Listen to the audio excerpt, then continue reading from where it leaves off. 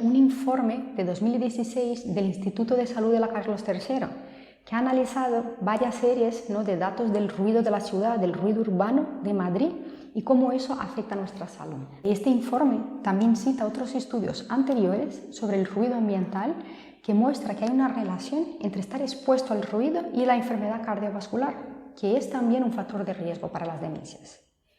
Y concretamente en la base de datos de Madrid han concluido que el ruido de la ciudad durante el día se asocia a más ingresos hospitalarios de personas con la enfermedad de Parkinson y de demencia. Lo que quiere decir que estas personas están más susceptibles a tener que ir al hospital cuando hay más ruido ambiental.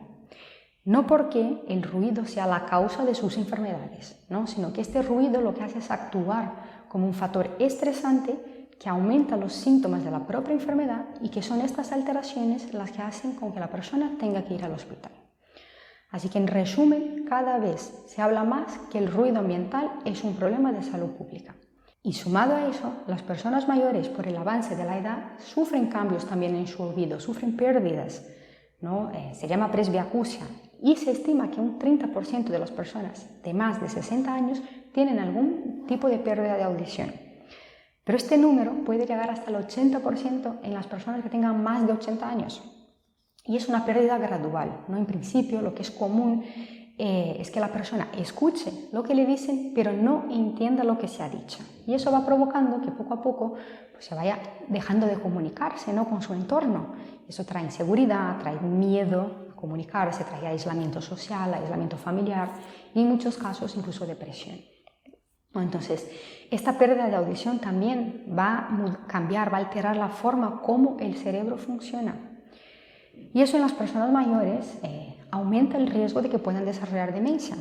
Entonces los mecanismos exactos aún se están investigando, pero ya se empieza a incluir que esta pérdida de audición por la edad es una señal temprana de alerta para la aparición del Alzheimer y de otras demencias.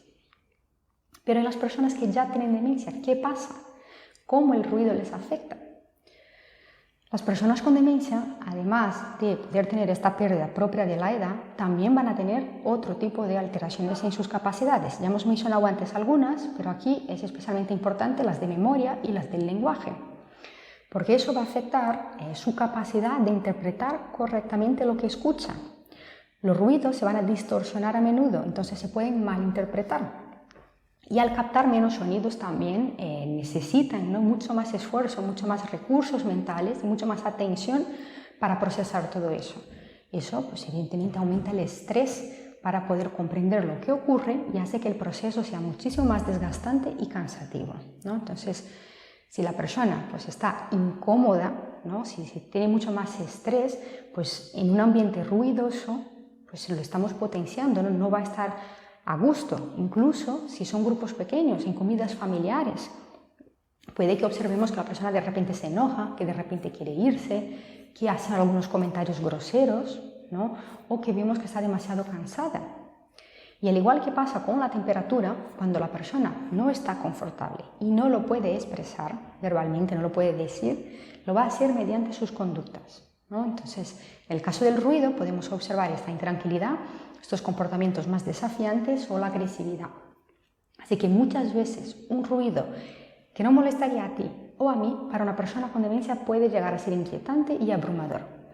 Y de hecho, en las personas con demencia se considera que la propia audición es uno de los sentidos más importantes, que tiene más impacto en su calidad de vida, porque por norma general van a tener más sensibilidad al ruido.